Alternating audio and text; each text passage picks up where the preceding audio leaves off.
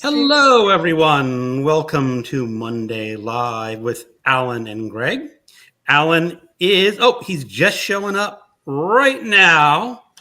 I hope he's sort of in the. Hi. Hello. Hi, everyone. We're having a little bit of technical difficulties, but I am here with Krista today. So, Krista, why not tell people a little bit about your channel? Here's Alan. Shall I speak? Yeah, speak. Okay. So my channel, Knitting Books, etc., has been a little bit slow lately because I have been in a slump, if you want. Oh. A reading slump and a knitting slump. Because I talk in my channel, I sometimes talk about my hobbies, which are related to they are crafty hobbies like making toys. You cannot see, but you can see behind me. There are a lot of I see them. Yeah, that I made or knitting, like I'm doing here, and books, of course. And I'm normally a good reader, if you want, or someone who reads a lot.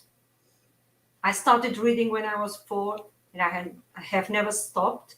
That's why my eyesight, I was accused by my doctor of ruining my eyesight because when I was a kid, I was always with my nose inside the book. I don't know if that's true. I mean, I read all the time, And you don't have problems?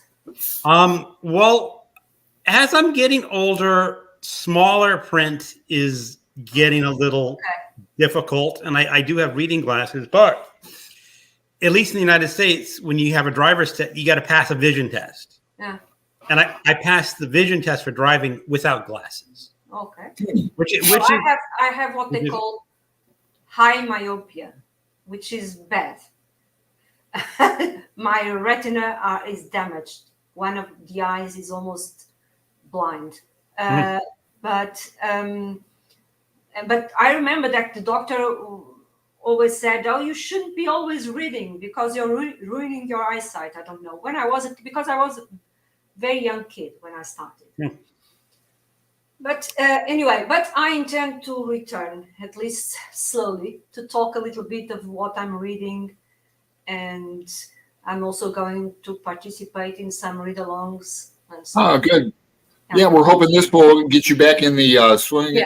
Yeah. What read-alongs are you going to be participating in? Recently, I've just joined Christy Lewis and some other bunch of people, which we are reading a play by Dorothy L. Sayers during the Advent season. Okay. It's a play which I don't remember the name, but I even bought it recently, the book, 4 plays, and we are going to read it in Advent season and in the beginning of the next year. Oh, and now I'm participating in the rereading in December, and yes.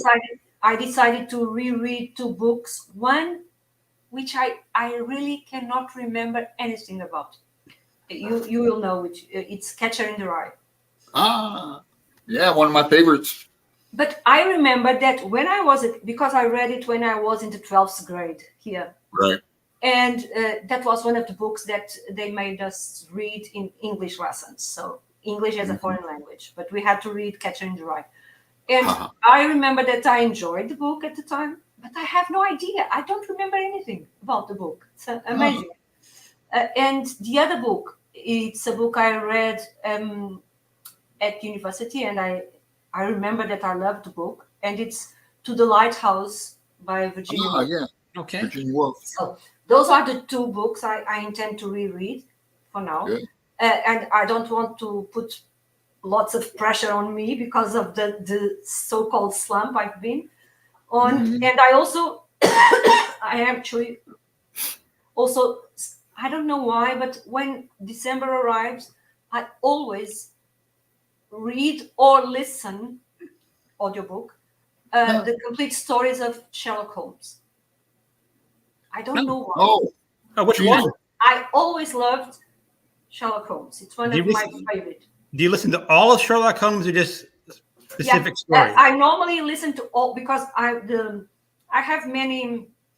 Well, I have the books, all the books, everything, physical books, and I have several audiobooks. I don't know why I have several, but the last one I bought is read by Stephen Fry, and That's one I have. Yeah, I really like his narration. So, and he even has some small, short essays at the beginning of each book. Yes, he does. That's what I'm listening now. I love, because that's the audio version that I have. The one issue is it does not contain the final book of short stories. Which one? Because I think that I remember listening to you saying that some time ago. Yes. But I don't know which book do you refer? Because mine. It's his final book of short stories, the last one he published. And the issue is that for whatever reason, those stories were in copyright. Oh, but I think that we is it one of those things that it's different to copyright the American one and the British one? It could very well be that. Because I think I have the last book. I have the physical books and I can compare it. But I think I have the last. That's entirely possible. Is it the book that has his last bow and things like that? No, I don't have a physical copy of Sherlock Holmes. I don't have the ebook and the audiobook. Yeah. But I can. But anyway, I really love his narration. Like you said, it is very good, isn't it? And so I don't know why. Comes December, I always, and I don't make this on purpose. I just want to listen a little bit to some stories. But I normally listen to everything because I love it so much. Yeah, that's good. So let me say hi to Bad. She's in the chat room. Hey, Bad. Words everywhere is in the chat room. Mark. Yeah, Mark. Hey, Mark. My friend from England.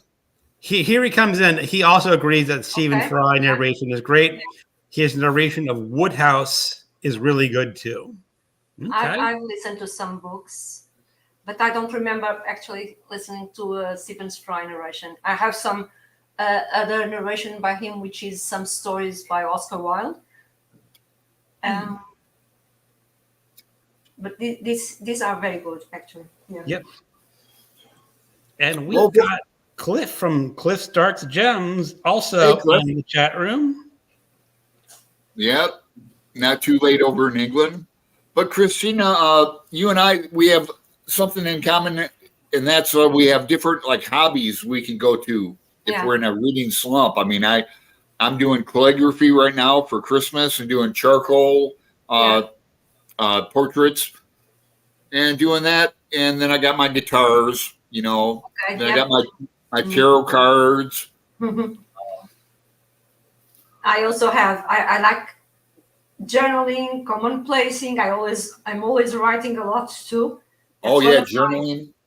That's one of my hobbies. Yeah. And I've always also journaled, yes. And the knitting, the crocheting, the stitching, I always like everything related with yarn. Mm-hmm. That's what and you can do that while reading an audiobook. That'd be perfect. That's what I do. Yes, I am now. That's what I was going to say. I am now. There's some friends of mine. I have a friend which she's what we call an indie dyer. So she dyes yarn, and she dyed this. This is 24 stripes. It's what they call Advent socks. Okay, they are 24. It's not easy to dye like this because they are. No. It's only one yarn I'm using. Okay. Wow, so interesting. Yeah. I've been knitting and listening to Sherlock Holmes. Yes, that's what. Because sometimes I listen and read the book at the same time. Me too. I do that too. Yeah. And that's one of those things I like because I like to then underline, annotate, and so on. Okay. But I like to. They call it immersive reading, isn't it? That's something that I hear now people call. So I do that sometimes, but other times, like Sherlock Holmes, for example, I almost know some of the stories by heart by now, but because I read them when I was a very young girl. I read the story in Portuguese. I had Portuguese translation, and then I started reading in English. I have the whole stories in physical form. I think I must have it in ebook as well, and audio. And audio versions, I have many of them. But then I bought this one when it came out. That's cool. Do you have a favorite Sherlock Holmes story? I don't think I have. Some of the stories I like a lot. Like, for example, even the Study in Scarlet, I remember because I liked the first meeting of Watson and Sherlock Holmes and so on.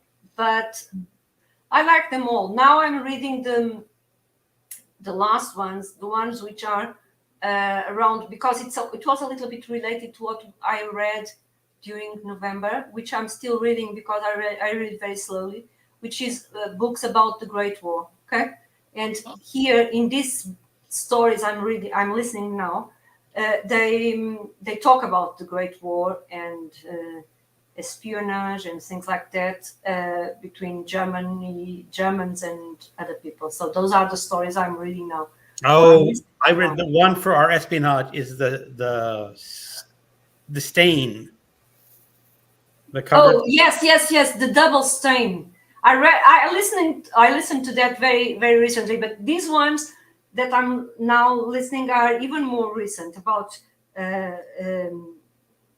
I don't know, but they are almost at war now, because then there are some stories where they are already at war. I think those stories are the ones that got cut off from my edition. But I have them. Yeah, well, copyright and all that. Yeah.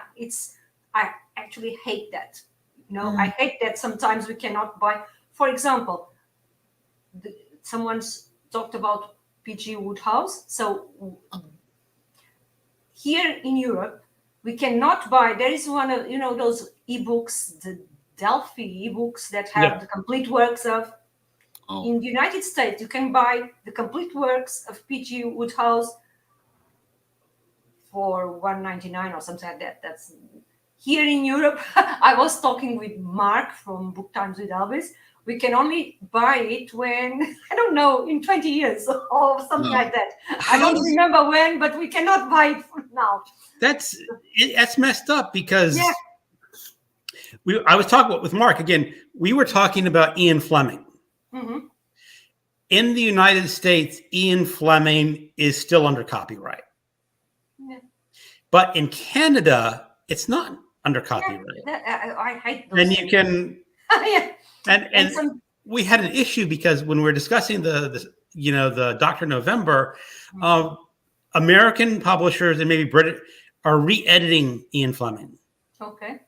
Mm-hmm. Because he used some language that some people don't approve of anymore. Oh, but are they changing?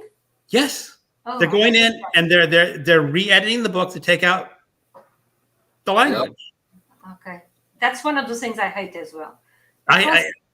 History is history, and people lived at the time, the way they spoke and so on.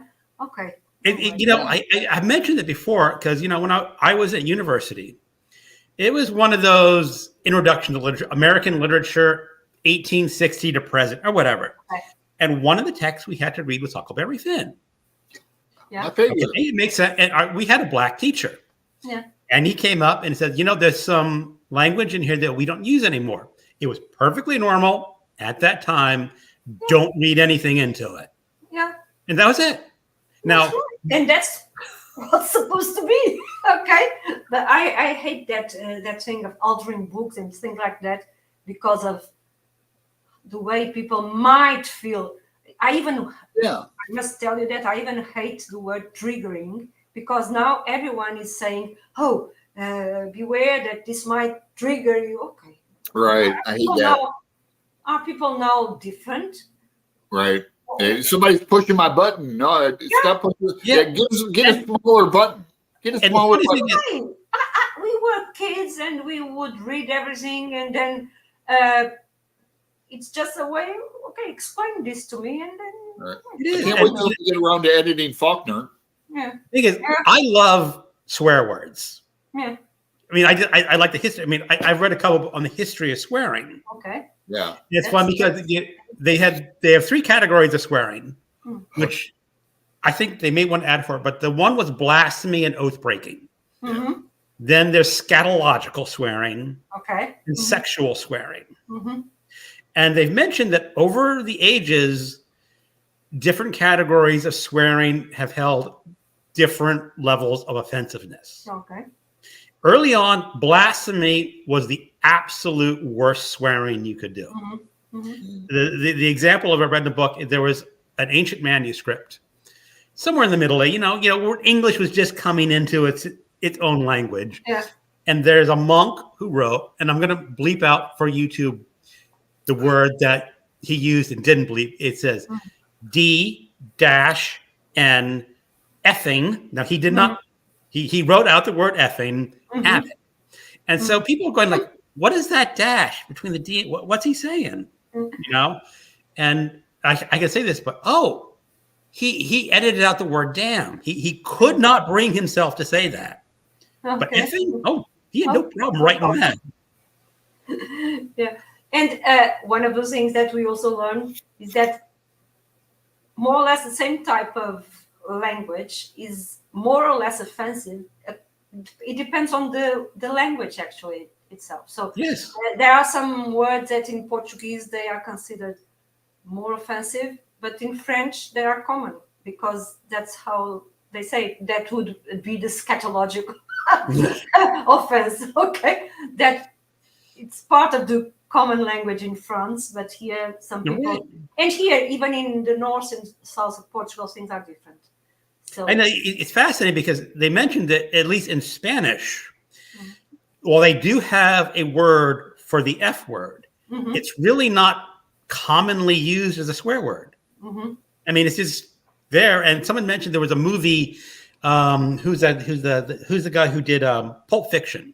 They use the F word all the time, and the people doing the subtitles had to actually substitute out different cuss words. Yeah, Because it just make them stronger in their own language. Because it's just like, why are you saying it? I mean, it didn't resonate. Yeah. But that's fun. And here we go. Bad says she also crochets. Oh yeah, she does. Yep. I do too, as you can see. Yeah. It's not You my can. main craft, but I do like to crochet either blankets or toys, and then I give them away. So I had that shelf over there was more populated recently, but then I have some nephews and nieces and grandnephews and grandnieces that come and they take the toys away. So, All right. So as I said, the one question I always ask on this, and then getting late, is mention a book or two that you've recently read or read that you'd like to highlight. I was saying that because I tried to participate in the reading about the Great War. I am still reading Fall of Giants by Ken Follett because I read that. You read? Yeah. Oh, sure. Yeah. Me and Jeremy Fee are buddy reading partners. We're reading Armor of Light right now. I am enjoying the book, although it's a little bit heartbreaking because first of all, I have a problem. I am, even today, people in my school were talking about that. I am too empathetic. And when I read, I immerse myself in the book. And my empathy with the characters is very strong. So when the stories are heartbreaking, it's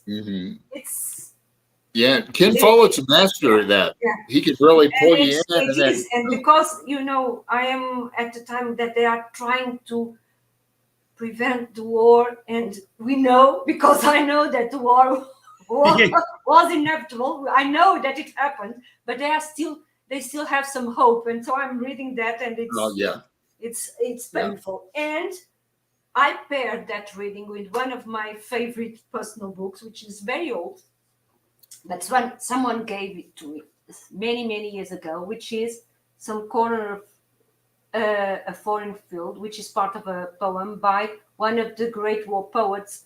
So this book is full of poems. They are actually divided in according to the war, and each poem, for example, this one I can show you, has a picture. There is some I cannot. Okay, some work of art, and then a poem. And they are poets. 10 of and they have the biography of the poets, and 10 of the poets died in the Great War. Okay, some of them survived, like Siegfried Sassoon and Robert Graves and D.H. Lawrence, but many of them died, and they were very young, 18, 17, 18. It's always the young men in the trenches getting killed. And now, yes, and but I have the book, so I'm reading one poem per day, and reading that book, and I am also listening to the Sherlock Holmes, and I try not to put so much pressure on me, because sometimes I read 12, 13, 14 books in a month, but because of this slump, I'm afraid of trying to be too ambitious and then again be kind of crushed down and then stop reading. Sometimes it happens. I don't know why. Yeah, it happened to me. I've had it. For me, a slump usually lasts maybe 2 days, maybe 3 days. But I had never had one like this. I don't know why. I stopped.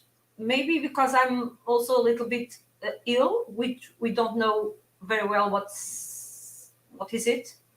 But I'm very, very tired all the time, which is not normal. And so maybe because of that, because I was also, I had also the intention of doing some time ago, I watched on YouTube a video with, what's his name? Ray Bradbury, yeah. Okay.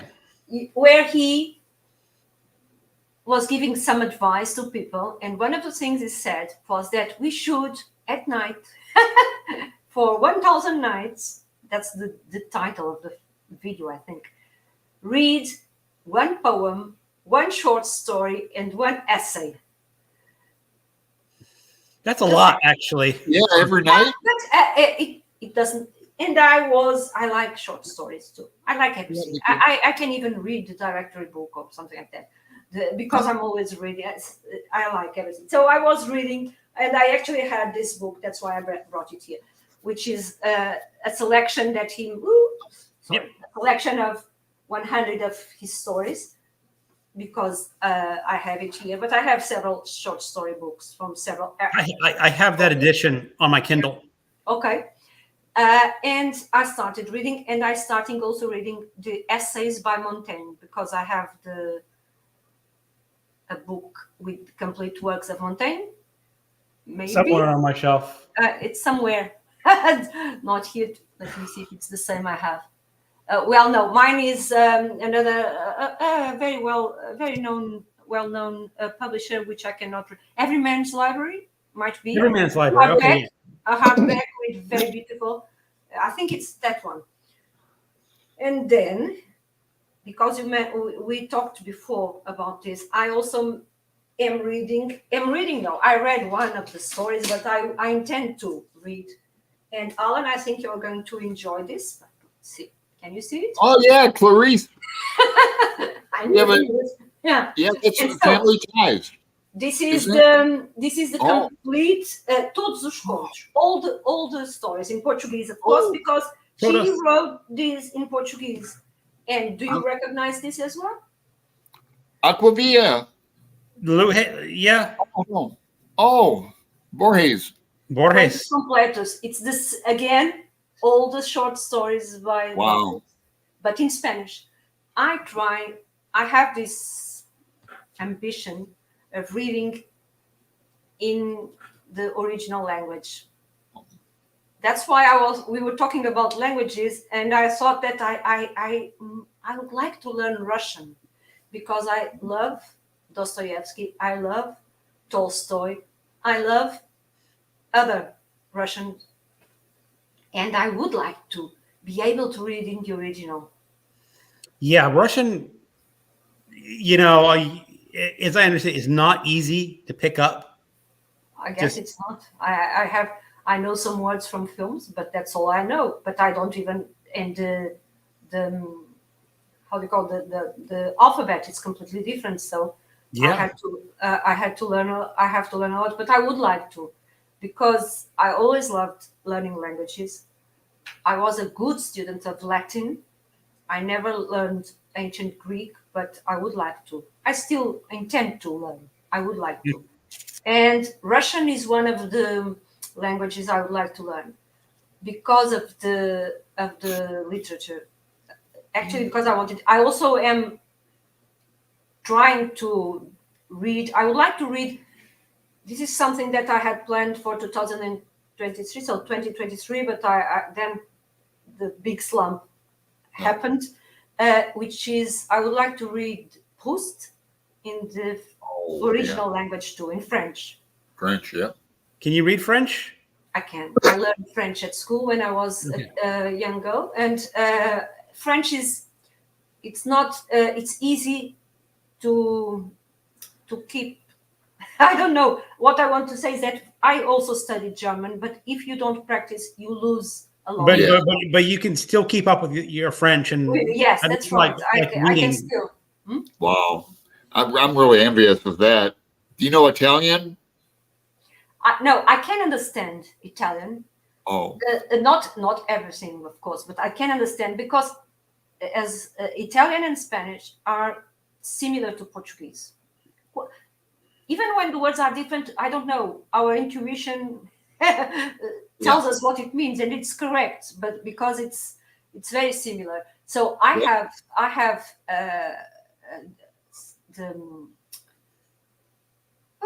Dante.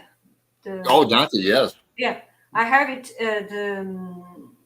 Divine Comedy. I have it in Italian, but that Italian it's a little bit more difficult for me to understand. That's like medieval. Because that's old Italian. Yes, that's old Italian. It's like reading Chaucer in the original. You're like I can read Chaucer. Mm-hmm. It's not. You really can't just look at it and read it. You have to like sound your way through it a bit, but it's there. You know one thing, which is funny. If you ask a Portuguese to read Chaucer, a Portuguese that doesn't know, cannot read English, but you give him the Chaucer book, and the way we pronounce the words are exactly how they would pronounce it at Chaucer's time. It's very interesting because it was before those great vowel shifts and things that happen with the English language. So it's easier for a Portuguese to read Chaucer, but not to understand it, of course. I have it in the original. I studied it in the original, but I forgot many of the things because I'm old. And I was at university more than 40 years ago. Okay, so Greg and I always say that if you know a foreign language, you're 50% smarter than us. Okay. So and you know like 2 or 3. I enjoy really that. Impressed. I wanted to know many more. Well, it also is, at least in my generation, when I was growing up, it was not appropriate. They said you don't want to teach your kids foreign language. Yeah. Oh, why Because was that? my father was French. He's born in Paris and he immigrated. Okay. He taught me one word of French. And what was the word? It was not merci, but it begins with the letter N. Okay, that's the word I was mentioning. That we have that word in Portuguese as well. But in Portuguese, it's considered more offensive than that word in French. Right, and it was just like, oh no, you don't want to confuse your children by speaking multiple.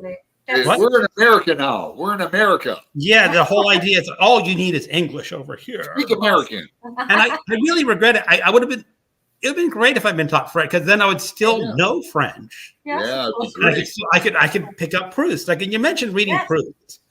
That's one author I also want to read one day. Yeah, I don't even care about him. The problem is. Have you tried reading it?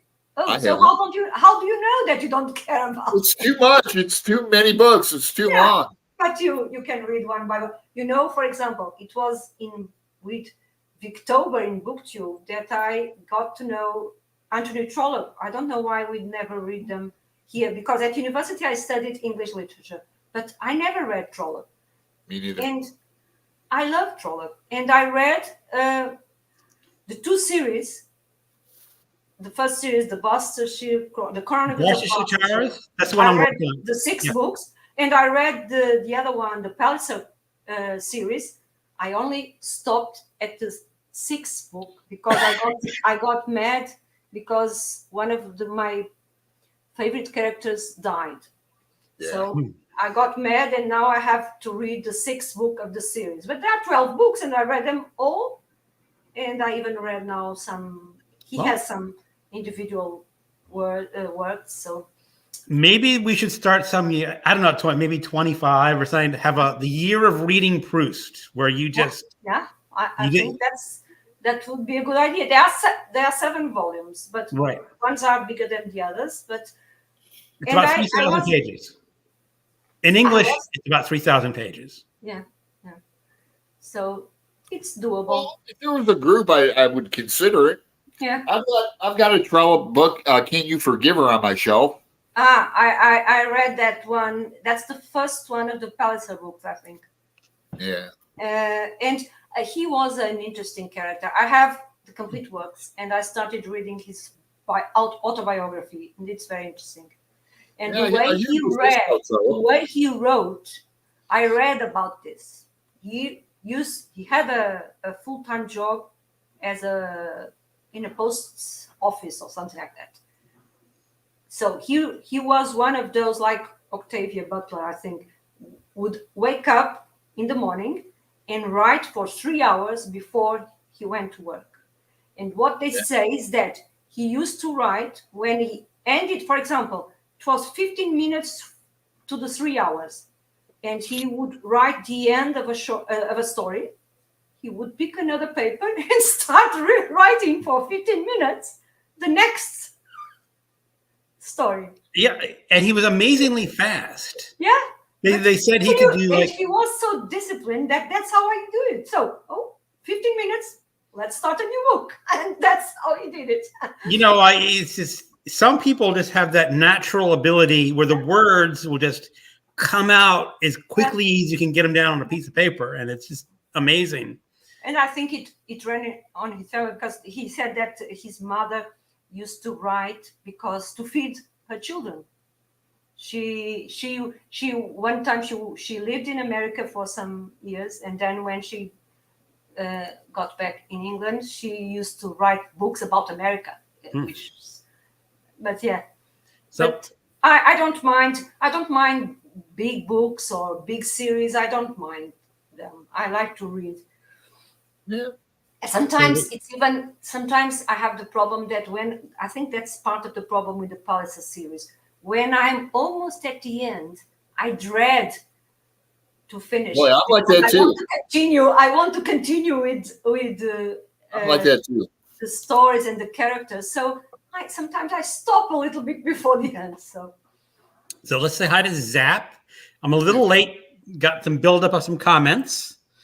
Cliff, regarding swear words, you have to be very careful when traveling in a foreign country. Yeah, I was taught a phrase in Hindi from a friend when I was in college. Which apparently will get you in deep trouble in India. Okay. Words everywhere. I love the war poets. I think I like Owen the most. Oh, okay. I have. It's one of those that are part of this book. Wilfred Owen, isn't it? I think. Wilfred Owen, that's right. Yeah. Cliff Stark. I'm making my way through all of Ray Bradbury's works.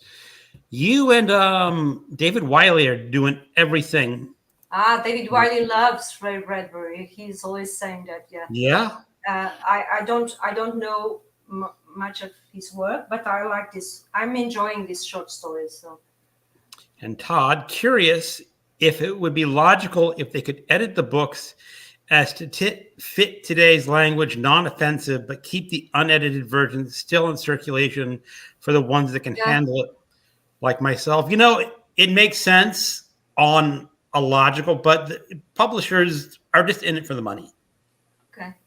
And from what I've been able to gather is that the authors that are really being signaled out are the ones that are having movies still made from their books. Oh, because they are Well, popular. You see, what? it's because they are popular. Well, because they're making movies out of them. Okay. And it's my interpretation is that when Hollywood's making a James Bond movie, they tell the publisher, well, we're making a new James Bond movie and we want to make sure your language is up to date. So it's not readers who are really offended. Yeah. It's the movie studios that are worried that someone could be offended going to see a movie, then picking up the book and say, oh, I don't know. I don't hear a lot of people saying they want it. Yeah. It's just like no one's like most people are like, Todd, like he knows you can handle it. Yeah. Very few people actually want it, who actually read it. I mean, the people who read James Bond don't care. It's people who are in these opinions that say, oh, we don't want people who are reading it to understand it. But, that's... Yeah, it's a minority. It's usually like one or two people, like for the... yes, and that's schools. very... I don't know. Like in the classroom, it's like one angry mother. It's a bit patronizing, isn't it? Because... Yeah.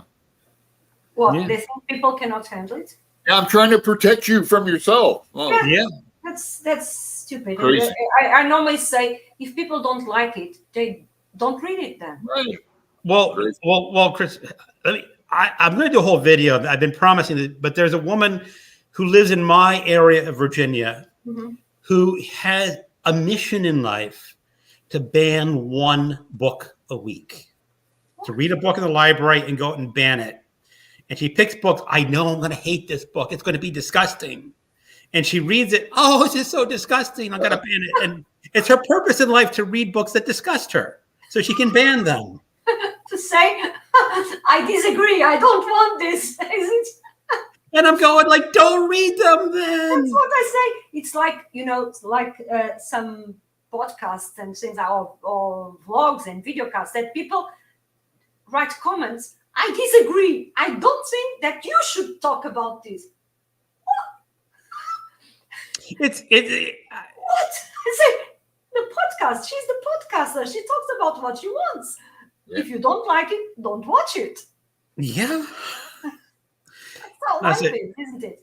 I don't understand that. Yeah. It's just a mentality. They love the control. I think they're just addicted to control. Yeah. But they want their opinions to be validated and followed. Yeah. So here's where Chaucer in the original feels a lot easier for me after I learned Dutch. Okay. That might be the same as here with the Portuguese, because people, as I say, even people that don't know English and try to read Chaucer, they read it correctly. They might not understand anything, but the sounds are correct. Because they are more like the Portuguese sounds than modern English. Oh, Cliff knows the M word. He knows it. The M word that you learned.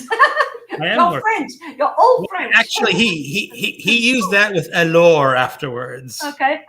Yes, because that's one of the, again, almost like what you call those words that people in Portuguese, we have a name for that. Some words that it's kind of a way of that help people talk. I don't know what. Yeah, I know what you say. I'm trying to remember the technical term. It's like a punctuation word. You say it, and it's just but we call it what? In Portuguese, it's the expression. It literally translates to a cane word, like as in a cane that helps you walking. It's a word that we use to help you talking. So but that's what it is, yes, in a way. And in French, yes, the words.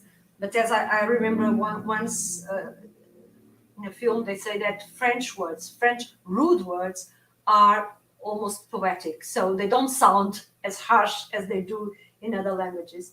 Well, that's just interpret. I mean, people get offended. Like I said, but like the monk who was offended by the word "damn." It's like nowadays we don't care. Okay, that's part of the But everyday language. the F word we care about now. Yeah.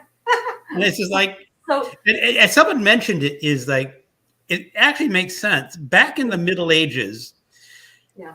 families lived in a one-room shack, Uh-huh. and they had multiple children. Yeah. So the sexual act, if you look far, it was just there. Natural. And it was natural. Well, it still is, but it was normal. It was normal, and they said they did not have sanitation back then. Yeah. Mm-hmm. So feces literally was everywhere. Uh-huh. And it's like you don't get offended. Like who's the he wrote Rabelais. Apparently, there's a chapter where he just writes the word for feces 200 times or something.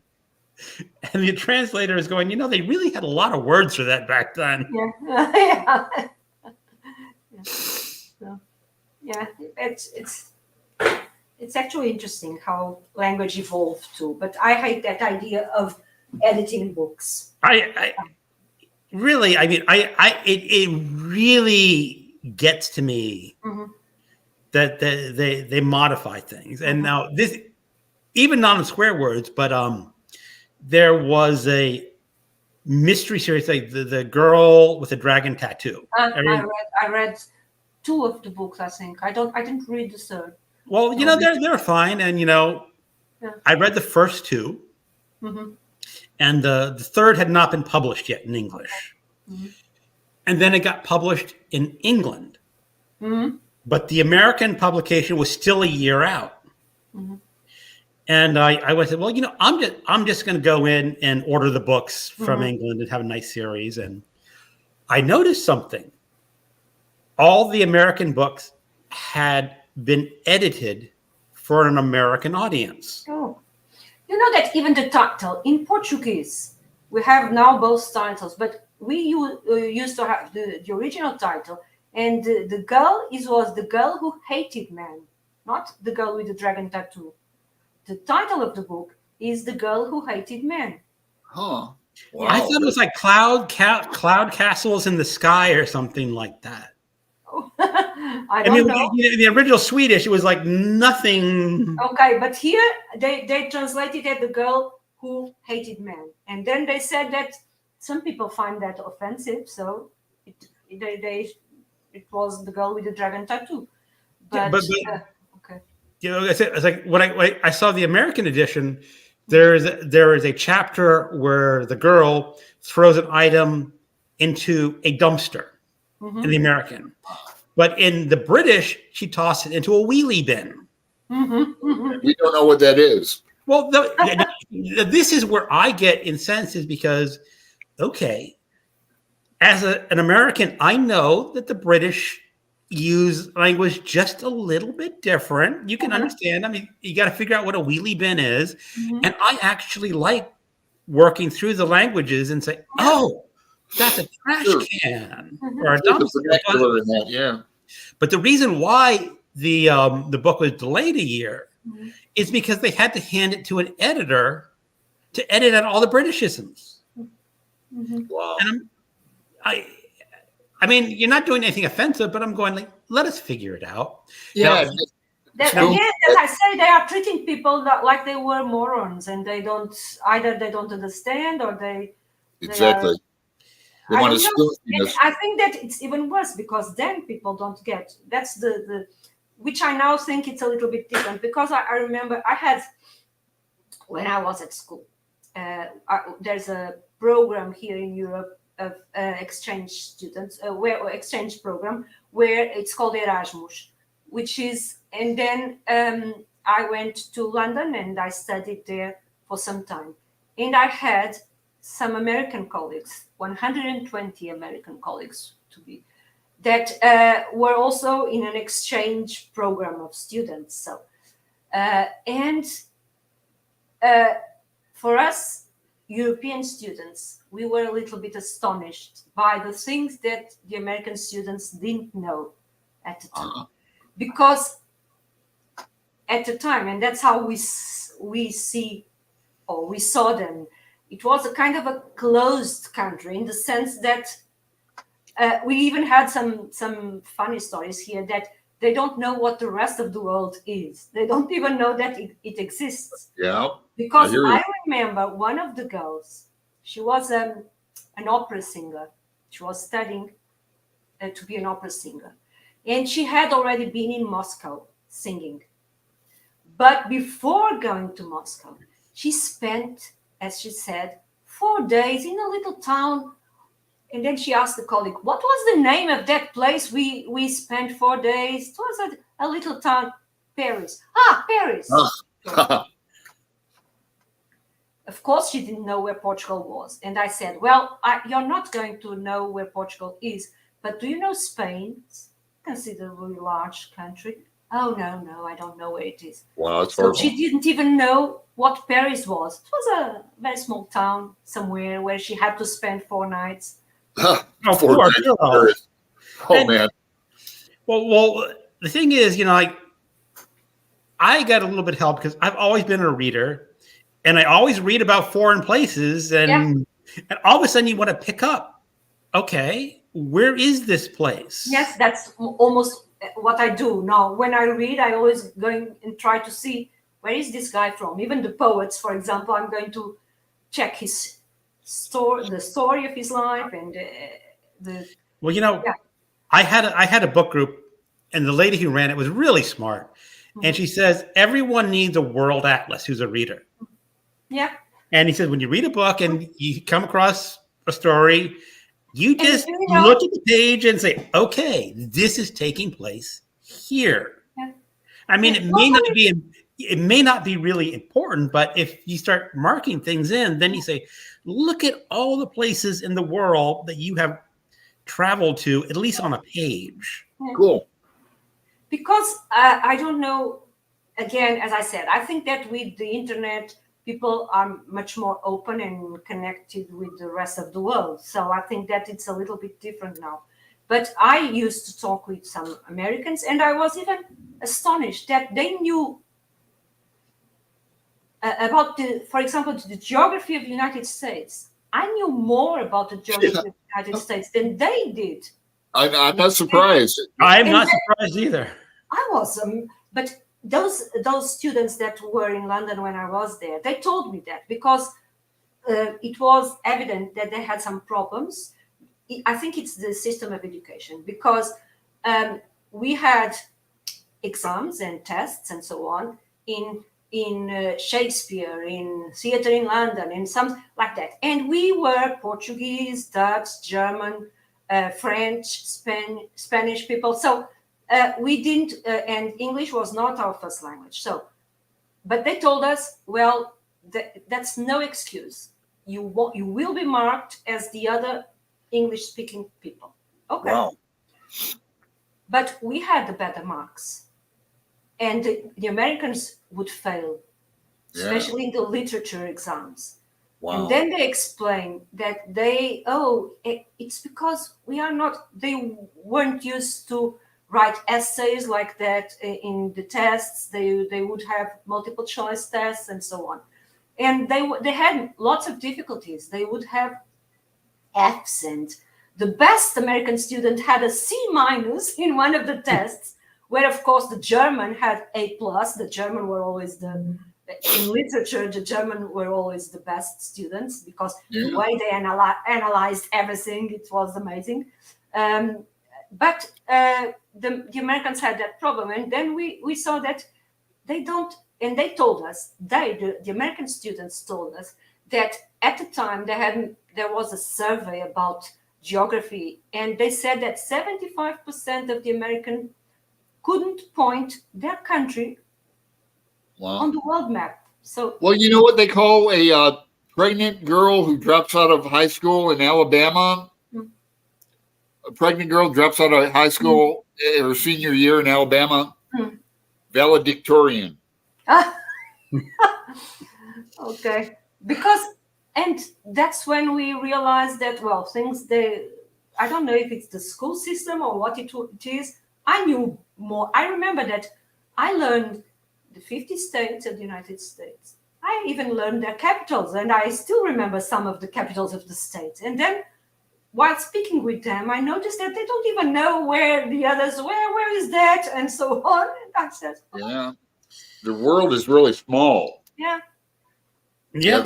I think that things are a little bit different now with the internet. I think that people start talking more with people from other countries, so they know that those countries exist. At least I think they Maybe. do. But in America, I think of like the gangbangers and gangsters. Their world is down to like blocks. It's not even their city; it's their neighborhood. Their whole world. It's crazy. I can't imagine that. But I also have the idea that I have is that in the coasts, it's normal that people are more aware of what's outside of the country than in the big middle. We here in Portugal, we also have some regions where we call it's the deep Portugal, you know. They are very deep. It's the deep. It's not a little bit far away from the coast where things are perhaps more developed. People are more aware of other worlds, isn't it? Mm-hmm. Yeah, Port City. Yep. Let me give me some comment. People get offended by anything and everything these days. Yeah. I find it sad, particularly on social media. Snowflakes everywhere. Yeah. I don't have patience. That's true. And I don't even have patience for those people. So that's why now I don't comment because it. Yeah, did you hear the Irish? The Irish are all upset about the leprechaun on the Lucky Charms box. No, I'm just kidding. The Irish don't get upset about nothing. No, that's right.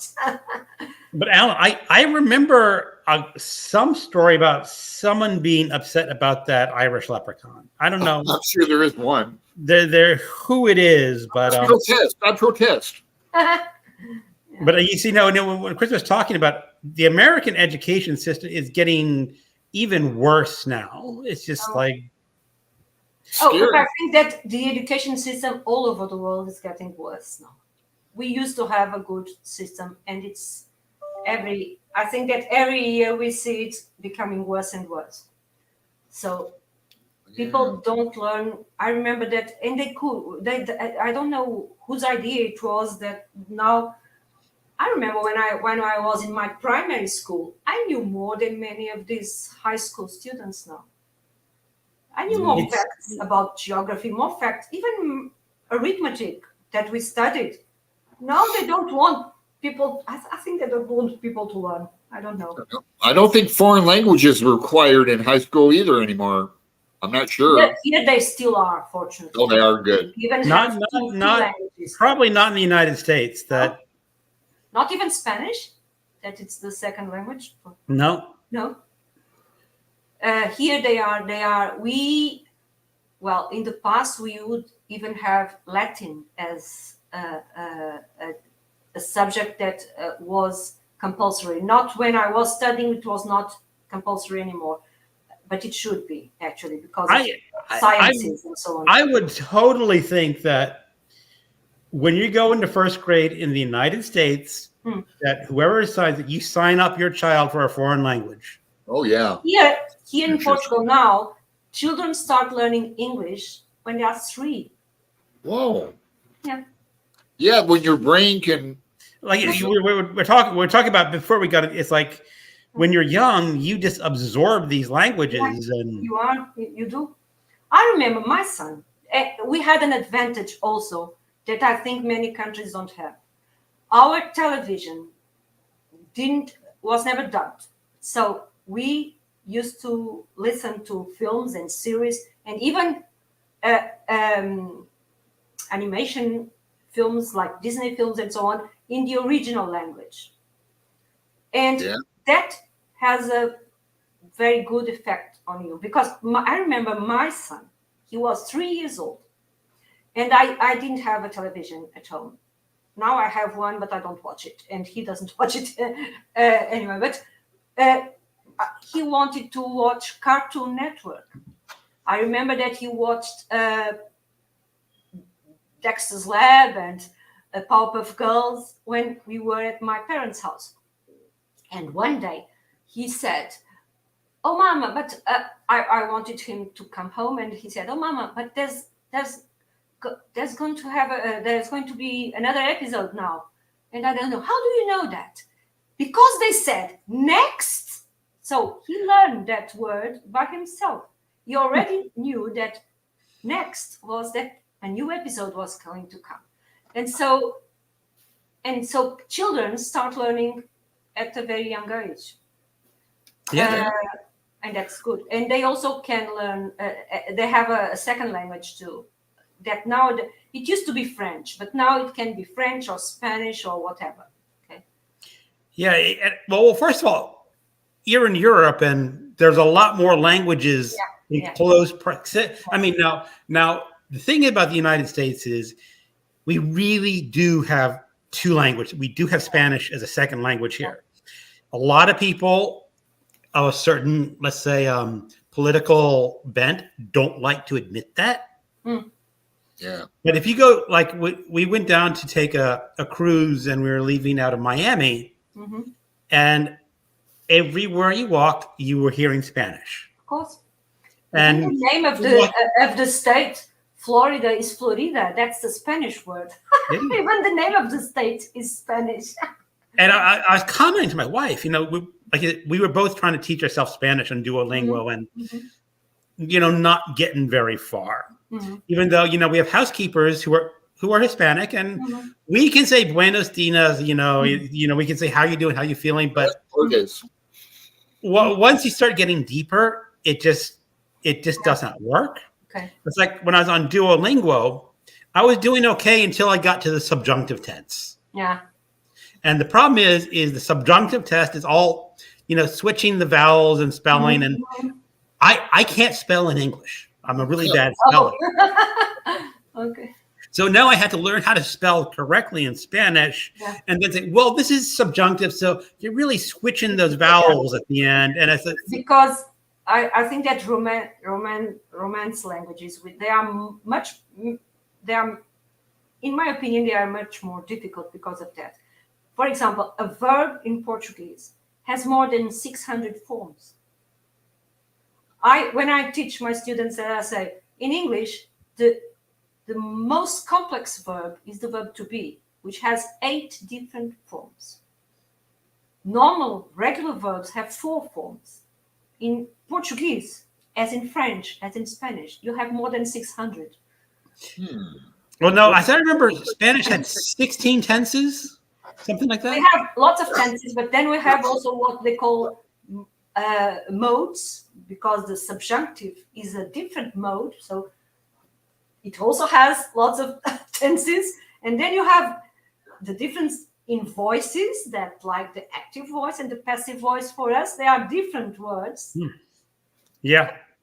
I think that I heard that Finnish is also much worse. They tell me that they have 35 declensions, which is something that if you study Latin or German, you know what it is.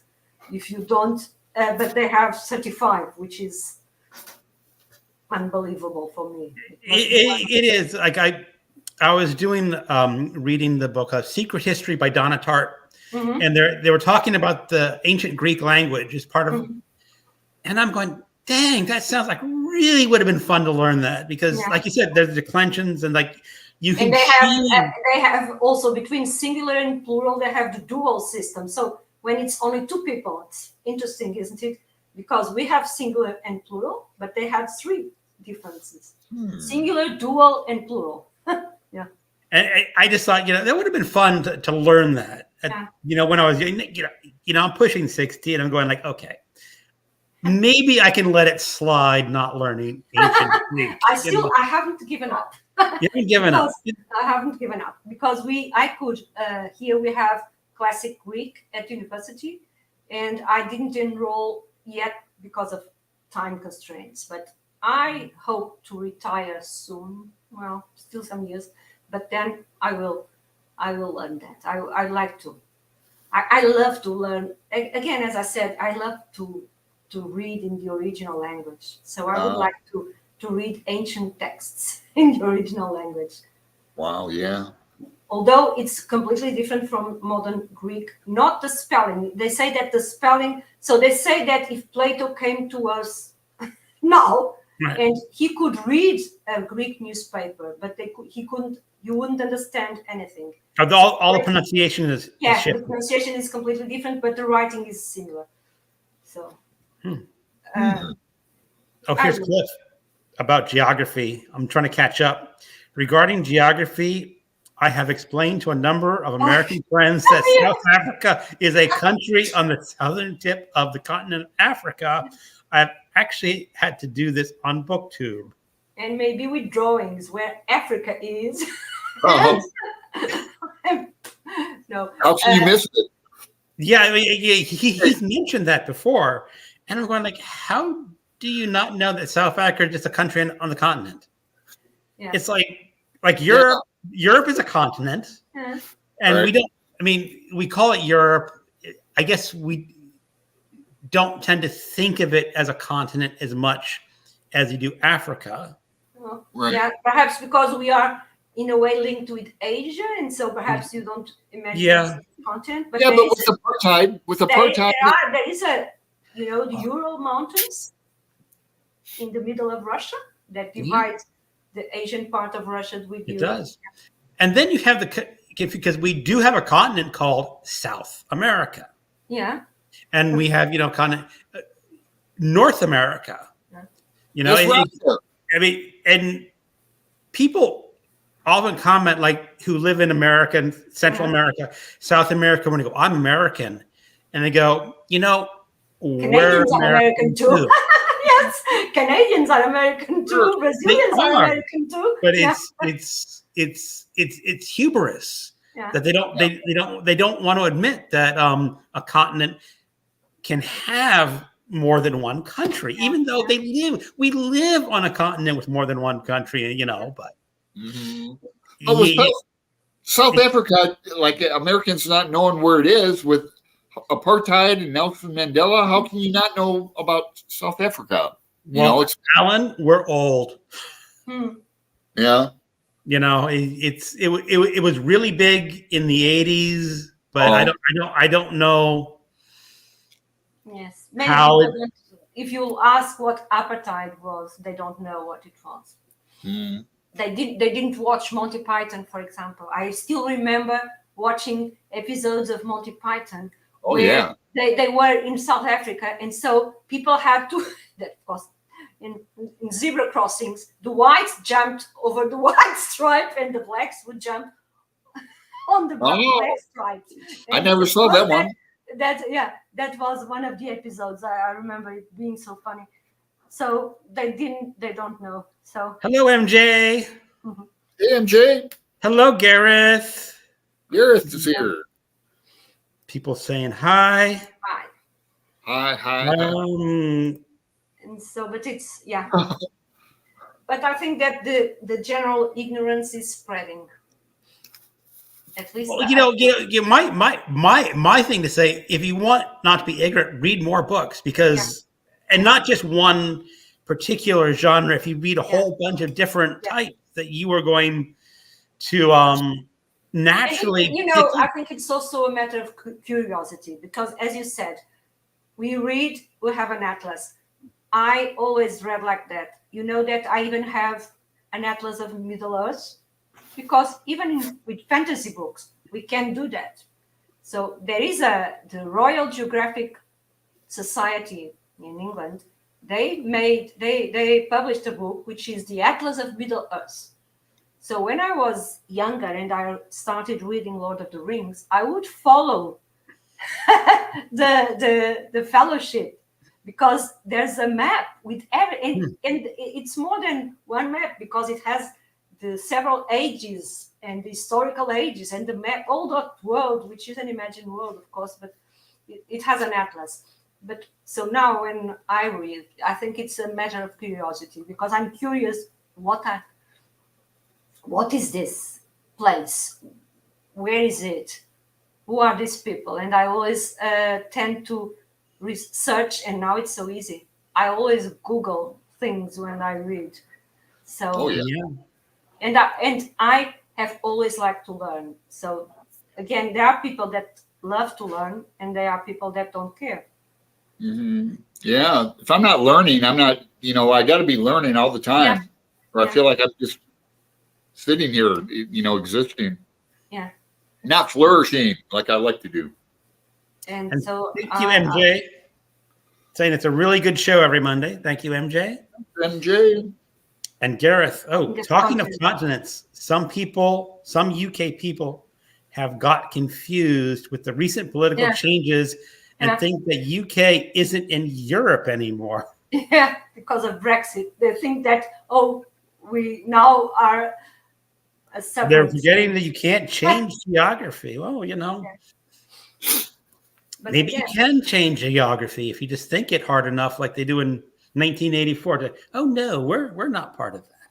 Right. God, we're so close to 1984 with Ian Fleming and the banning of books and censorship. Yeah, I don't understand that. Even historical fiction now, the films. I haven't watched the series. Yeah, and even politically in America, we're going that they have to put kings and queens. Some have to be black, some have to be Asian, some have to be inclusive. Oh yeah, they weren't kings and queens of Europe. Why? They weren't black or Asian or whatever. I know. We were actually talking about this. Did you hear about? I don't know. One of the Disney characters that they are now black, but they weren't in the stories. I don't know which. Yeah, the Little Mermaid. But others. There are others. But this came up the other night in a conversation about the TV show Doctor Who. Okay.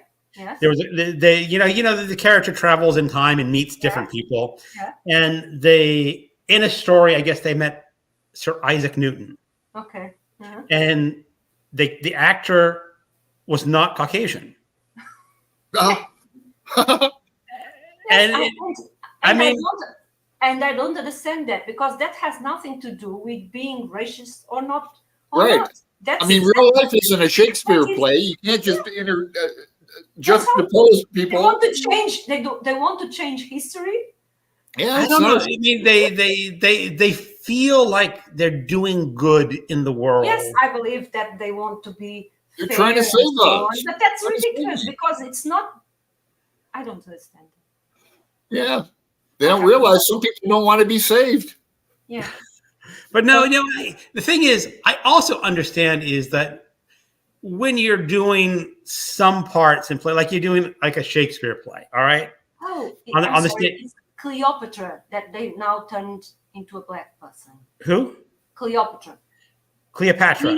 Yeah, okay. The Queen of Egypt, yeah. Well, she was Egyptian, and I don't know the racial identity of ancient Egyptian. I've read that she was not black. She was okay. But they do that. Is like if you have a supporting cast in like a Shakespeare play, you don't have to have everyone be Caucasian. Yeah. Now, and you can, because I remember when I was going to a theater in Washington D.C., one of their primary cast woman was a black woman. Mm-hmm. And something, they just cast her in the part that, and it was fine. I think that's a bit different, because I remember watching a film where Denzel Washington was Duke, one of the Shakespeare plays. Macbeth. And it was okay, because I don't think that, because that's not historical fiction. That's different. Right. Yeah. That's what the thing is, what they were doing is like she was one of their leading actresses, and not all the roles were for black women. They just cast her anyway because she was a good actress, and so I think that's different. Again, men would play women in the time of Shakespeare. Right. Women weren't allowed to. And for example, I remember seeing Anthony Hopkins, which is Caucasian and blue-eyed, being Othello, and he was not Caucasian and blue-eyed. He was a black man. He was right. So I think I consider that different. But when it's historical fiction with kings and queens, and it's like for example, I'm reading about the First World War, but as if we were reading about the Second World War and Hitler would be black. Yeah, it doesn't make any sense for me. It's that people try. I mean, it's projection of, I guess, who the producers are, or the creators. Like we want to say that we're not like we're all inclusive, but it's sometimes counterintuitive. You're actually harming the cause more than you. Like you said, if the situation is right, like on the Shakespeare stage, it doesn't matter what a race was. But if they were to do like Queen Elizabeth. Yeah, that's right. And an Asian woman was cast. Yeah, it'd be insane. I don't understand. Yes, that's well, that's it's silly. Talk about suspension of disbelief. Yeah, it's silly. It But is. anyway, yeah. You guys want to know what I've been reading? Yeah. We've totally gotten off what people have been reading. I was going to ask you Talking that. about poetry, I've been reading some Margaret Atwood. She's got a new book of poems out. Ah, okay. Yeah, Because it's here cool. I couldn't see the mark, so I was saying, who is Garrett Atwood? Okay, Margaret. Now Greg and I have a question for you about how to pronounce Clarice Lispector. You pronounce it quite well. It's Clarice. Well, as I said, in Portuguese, it's Clarice. I guess that in Brazil they sometimes have some variations. So I imagine that they can call her Clarice. Okay. Clarice, yeah. Clarice, because the Brazilians normally tend to open the A, where we say they say cla. Okay. Uh-huh. Because they don't have as many sounds as we do have here in European. Well, I've been reading Lispector with Una and Roz for like probably about 2-3 years. Yeah. So we've gone through her books, and we're due to read another one too.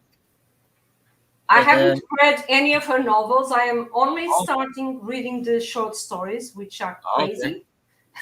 But some of them I really don't get. But some I do, some I don't. But they are quite crazy. But I'm. Yeah, she's an interesting writer. Her endings are really sometimes shocking, surprising, unexpected, and.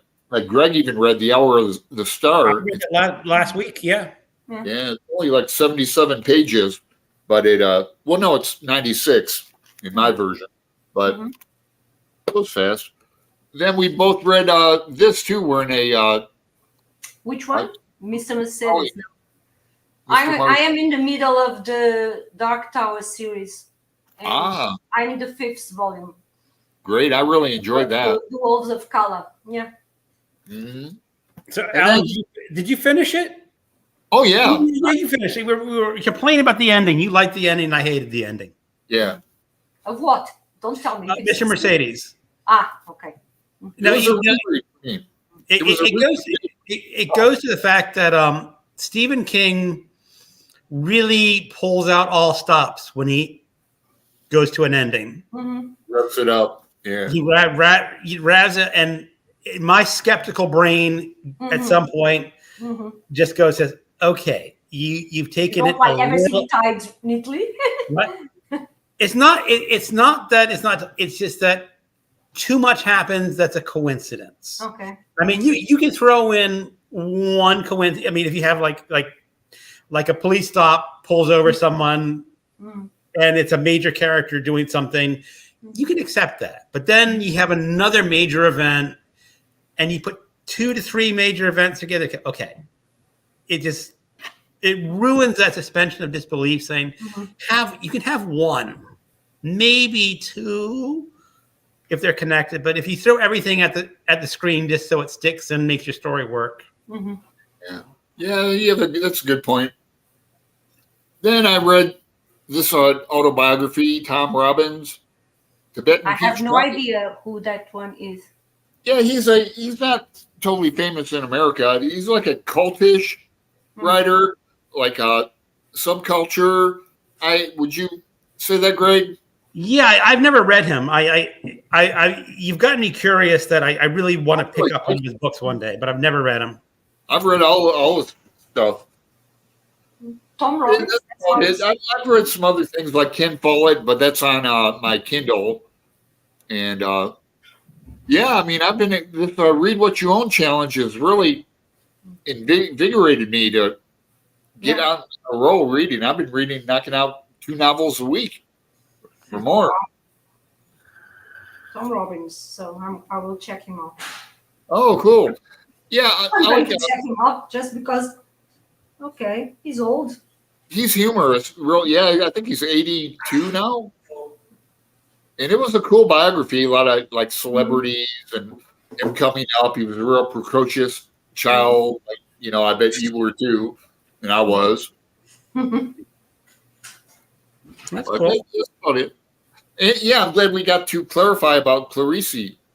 It's the pronunciation of different, because as I said, I looked it up and I guess I saw an interview with her that was done in Portugal, and they just say Clarice. There's a slight accent on the E, but I just can't. Yeah, because we tend to say to shut our mouth, I think, when we speak. So it's Clarice. Yeah. Okay.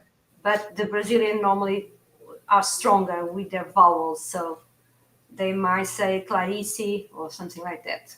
Okay. Cool. So I'll mention again, one of my projects that I'm working on this year is, first I'm going through the series of audiobooks called The Great Courses. Oh, I have some of those. And I'm doing them. I'm doing all the 5 major religions. Oh, well. I've done them. I've listened to them before, but this time I'm listening to the course, and then I'm going to be reading some of the sacred texts to that religion, and then reading some fiction that stems from that. So I finished the course on Buddhism, and one of the books I read for it is the Dharmayapa, which is supposedly the sayings of the Buddha. Okay. It's, if you go through, I can just like read a couple of the sayings here, like, by oneself is evil done. By oneself, one is injured. Do not do evil, and suffering will not come. Everyone has the choice to be pure or impure. No one can purify another. So it's sort of like after me. So, I'm getting slowly trying to understand more of the Buddhist religion. And, this is. Although some people say it's not quite a religion. Well, here's the thing. It's not, maybe not really a religion. It's not. It's a way of living, if you want, but not a way of. It's not one of the Abrahamic religions, definitely. There's no external God, I think. There are gods they believe in, but it's not part of really the Buddhist tradition. They say, there's gods out there, but that's not really what they're concerned about. Yeah, that's right. And so I read this, and I read it straight through, and it may not, like I said, it may not be the best way to read this kind of book. It's just read it straight through. It's just you want to read some, think about it, and go back to it. The other one I read last week was a reread for me. Remember December I did Siddhartha by. I was going to ask you if you had read that. Yeah, I had read it before. I reread it. I reread a different translation, and what I really found interesting is that Hesse was fascinated with Indian and Buddhist religions, even though he was not, either Hindu or Buddhist himself. And what struck me, at least in Siddhartha, is where the character goes to the Buddha, goes, I recognize that you are correct, but I cannot follow your path because it is your path. It is not my path. And I have to go on my own path. And I just really kind of latched onto that. Yeah, you kind of understand. And it's like you said, it's not what you just read. What? It's a little bit what you just read. No one can purify yourself. You have. And even though most people get to that path by following the Buddha, maybe if you listen to the Buddha, he's saying, you don't have to follow me. Mhm. And again, that comes back to Nietzsche, Yeah. where he says, if you want to follow me, follow yourself. Mhm. Or so, and I, of course, I'm totally butchering the original quote, but that's the whole idea. And so that's my project is, and then after this is that I need to read The Dharma Bums by Jack Kerouac. Yeah, I love that book. And that's again a reread for me, but it's one of those books that I read and I really don't remember a lot about the book. Mountain climbing. I remember there's a scene where one of the characters has a summer job as a fire watcher, and they're on this tower in the Pacific Northwest, and they're just looking out, waiting to see if they can. That's all I remember in the book. That scene. So now I'm a little more knowledgeable. Go into that book and see what I can pick out. It's one of the things that I most enjoy is that when we reread books, we are different people who have other types of knowledge, and so it's almost like a new book for us. Okay? Oh yeah, It's I like to read a lot. Yeah. So I sort of switched it around. I was originally going to do Hinduism first, which is of course the earlier religion, but I knew I was going to remember December, and I wanted to read Dharma Bums, and I wanted to read Siddhartha, so I just switched the two. Just it's not a huge deal because I have listened to these courses before, so I have a little bit of understanding. So now the big thing is with Hinduism is I don't know a lot of great works of fiction centered around Hinduism. I was trying to think about that, but I don't know. 40 Rules of Love. Sorry? The book 40 Rules of Love. She's from Istanbul, though. Is that Hindu? That's probably Islam. That's Islam. Yeah. That's Islam.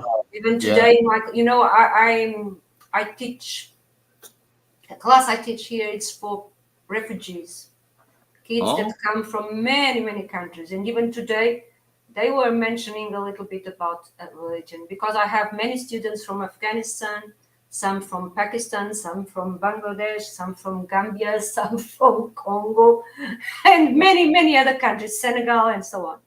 They are all mixed there, and it's actually also very interesting to know. These kids, for example, those that are from Afghanistan, it amazes me that they have some of them walked from Afghanistan to Portugal. Now, I know it's like true, at least in Afghanistan, is like they are not allowed to teach the girls. They are not. No, they don't. They not even the boys. The boys that these boys, because I once was talking with them and they were telling their story, and I said, "Wow, that's incredible." But at least you're a boy. If you were a girl, and one of them said, "I never saw a girl in my life until I came out of Afghanistan." Really? Yeah. That's the only woman he knew was his mother. He had never seen it, and then they told me, "Oh, teacher," they told him, check. They. It's funny that what I feel is that they have some nostalgia of a world that they didn't live in because they say, check Afghanistan in the 1960s, and I Googled, and can you see that? It was a modern, very westernized country. Yes, I've seen pictures. You saw. Yes. I saw a picture of a very beautiful woman, yes, and she was dressing like I'm a sexy woman. Yes, look at me. Yes, that's right. So mini skirts and so on.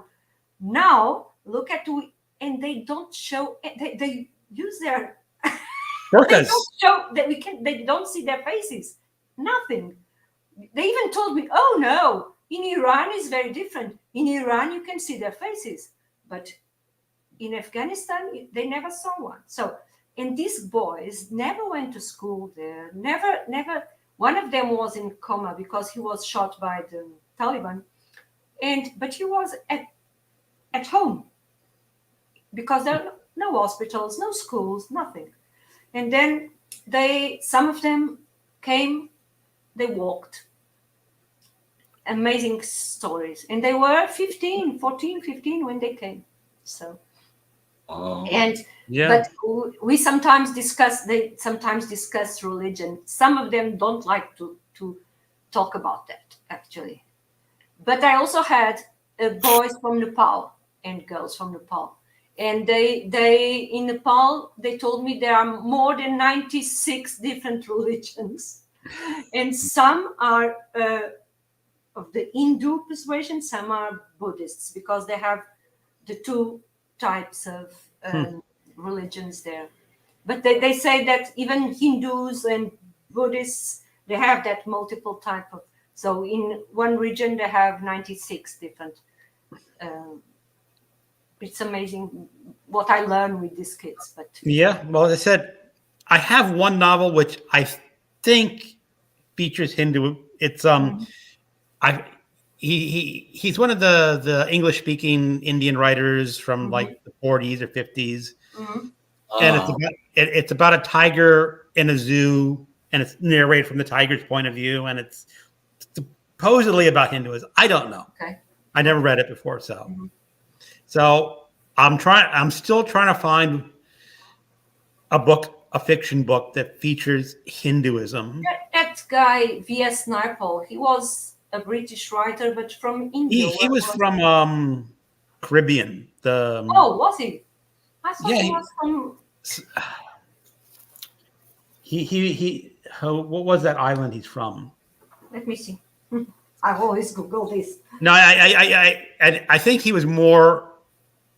I know he wrote a book about Islam. I don't know if he was from an Islamic family, but I don't think he features. I don't think it features in any of his books very, very strongly. Maybe it does, but he'd be a good one because I've read a few of his books and he's a very good author. I mean, I remember reading something by him, but I don't remember what. Was one of the authors that. Yes, you're right. He's from Trinidad. Trinidad, yeah. But he was one of the authors that we had to read in one of our classes, because when we in university where I studied, although it was called English literature, it was English as in the language, not as in England, from England. So we read American authors, from New Zealand, Australia, and so on. I have to reread many of those because I don't remember many. Yep, Cliff likes the earlier time. Yeah, I think I don't know if Cliff's on Greenwich Mean Time in South Africa. He's 9 hours ahead instead of 8. No, she's only 6 hours ahead of us. No, I mean Cliff. I am now. It's 9:30 here. 9:30. All right. Yeah. Is it getting close to your bedtime? Yes, Cleopatra was Greek. No, Cleopatra was Greek. That's what I wanted to recall. Yes. Yeah. So, but now she's not. Now she comes from Africa suddenly, I think. So. So Cliff, I love the Dark Tower, Dark Tower series. So don't tell me because I'm still in the volume 5. So I don't want to know anything about it.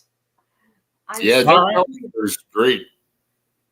I read it. I read the first volume when it came out.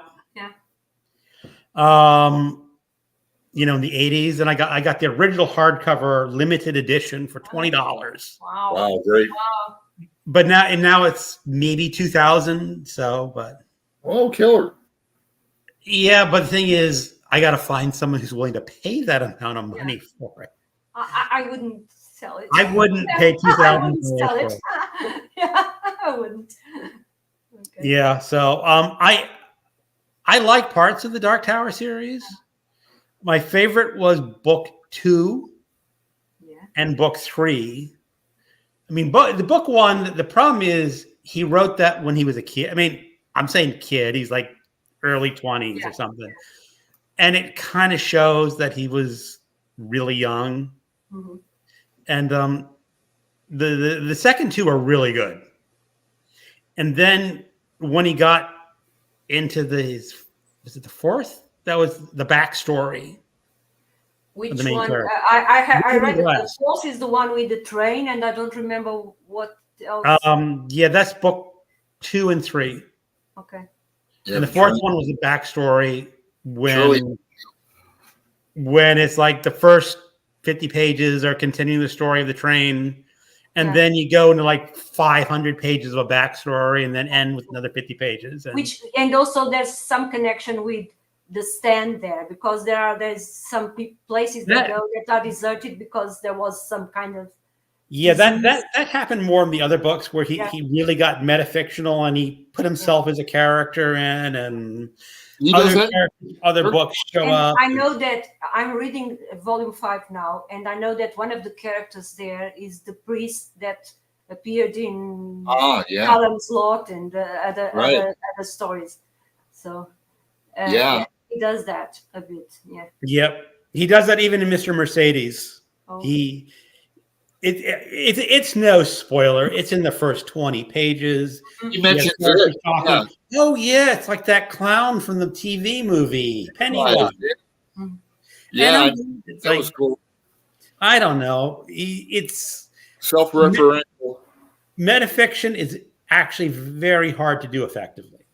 Without there's a couple times it's worked that I've read, but most of the time it's just the author being sort of ridiculous. Hold it off in the Dark Tower. I don't want to do any spoilers for Cristina, but I'm not doing any spoilers. It happens in like book 8 anyway. Yeah. So now Chris disagrees. He says Buddhism is most definitely a religion. Dharma Bums is about drinking and sex and drugs. Kerouac was an alcoholic and a drug addict, big time. Yeah, but that book does, when you do word searches about Buddhism in novels, that book comes up a lot. I mean, it may not be a huge focal point. It just may be what they're thinking about. And we'll see. It's going to be, I said, it's going to be a reread for me. And I said, I don't remember much. Yeah, it's like me with that book, the what was it? Catcher in the Rye. You don't remember? I don't remember. So great. Life of Pi. I read Life of Pi. I don't think it would count from what I remember. Yeah, I enjoyed that book. Yep. Chris, I believe he's talking about Cleopatra being Greek. Yeah. Chris says, read Death of Vishnu by I've read that book before, and it's a possibility. I was trying to go older books, but I read a book. I'm trying to remember now, but it's not a fiction book. It's the autobiography of a yogi. Is it? Autobiography of a yogi. That's about what's his name? Begins with a P. I have that. I have that on Kindle. One of those long names, Yeah, that's actually not a bad thing. I mean, I have that on Kindle. It's a great book. I think it's nonfiction or an auto, but you know something? Just don't be so strict on myself saying it has to be fiction. Right. But no, Chris, that's actually not a bad suggestion for something to maybe pick up. If this other book I pick up, it really doesn't have anything in relation to it. Pick it up. Oh, Cliff, it's close to 12 a.m. in South Africa. Definitely bedtime for me. So there's a difference. Well, you're 12 a.m. 9. 3 hours different. 3 hours different.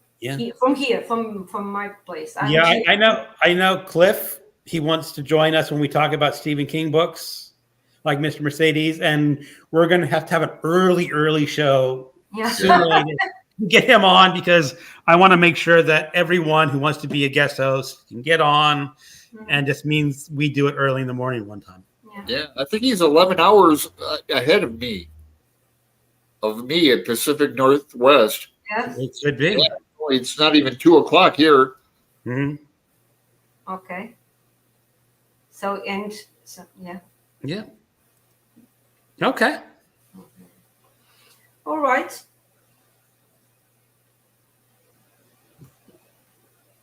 Is that it for the comments?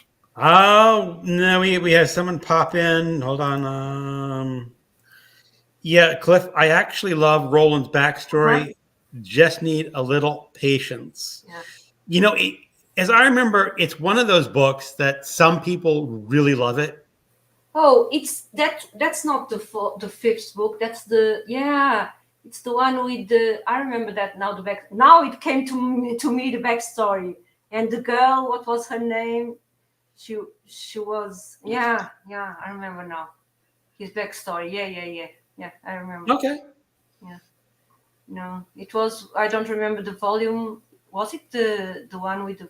Was it number 4? I don't remember. No, it's the Dark Tower, Drawing of the The Three. first one is the Gunslinger. Gunslinger, Drawing of the Three. I don't remember. What?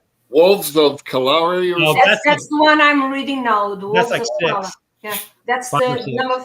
That's the 5th one. I think. 5th. That's where I am now. But now I remember his backstory. Yes, I enjoyed it. Yes. Yeah, me too. All right. Well, as I said, okay. What other we've covered everyone here. So, Cristina, do you know? Have we covered what events you want to participate in next year? I don't know. I'm going to participate in one event, which is for what they call high fantasy, modern high fantasy.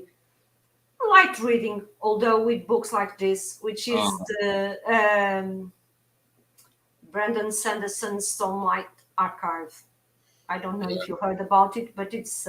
I tried to read one of his books a couple of years ago, and I got about into the first chapter, and something happened in that chapter that just was an alarm bell. Okay, this is not going to be my kind of book. Okay. And I don't want to get really far into 1,000-page volume, which is the first of multiple volumes. Yes.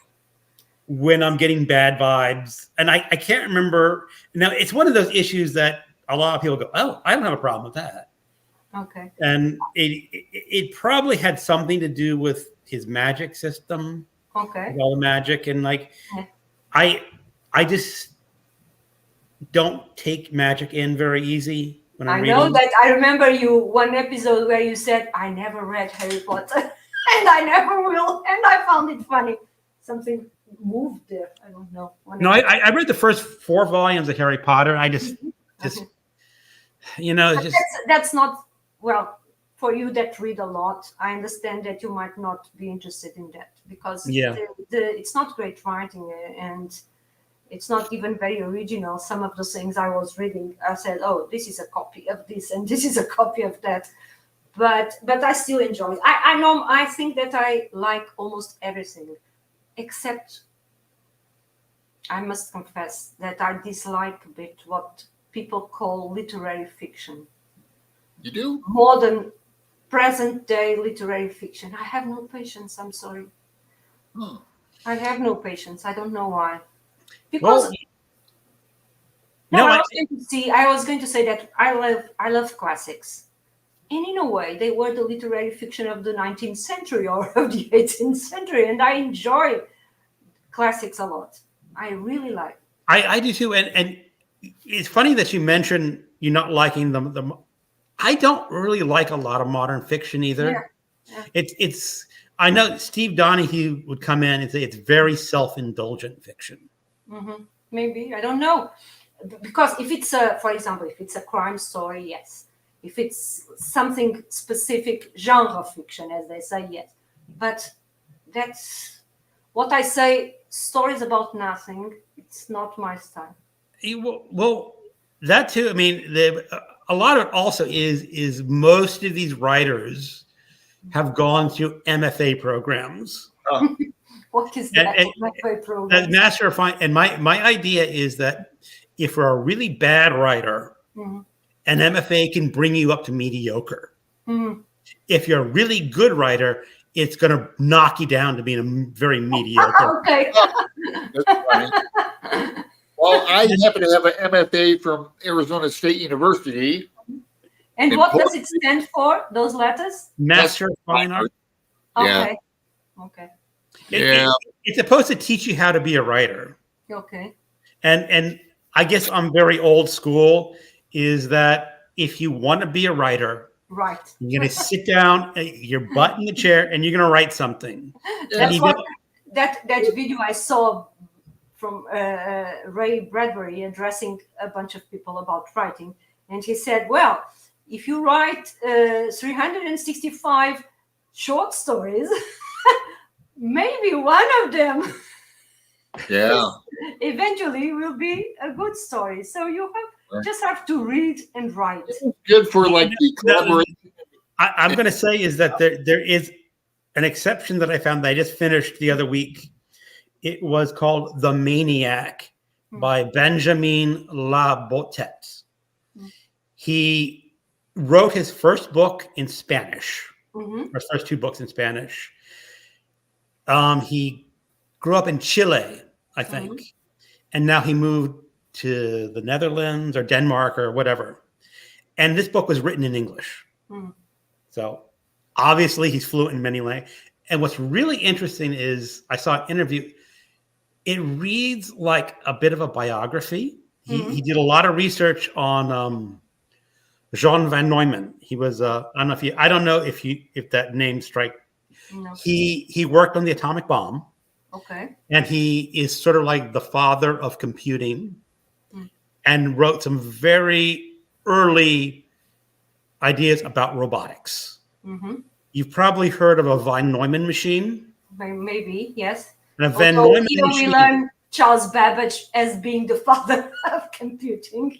But the idea is that he created is a von Neumann machine is a machine that will create a new machine better than itself. Okay. And that was done like in the 50s, when before there was anything. And it's told in a series of basically people remembering this character. Like all the I'm pretty sure all the characters are real. And he did research, and he has voices for each of the characters talking about this character. Now you never actually have a scene where you're in the character's mind. It's everyone else's view of him. Okay.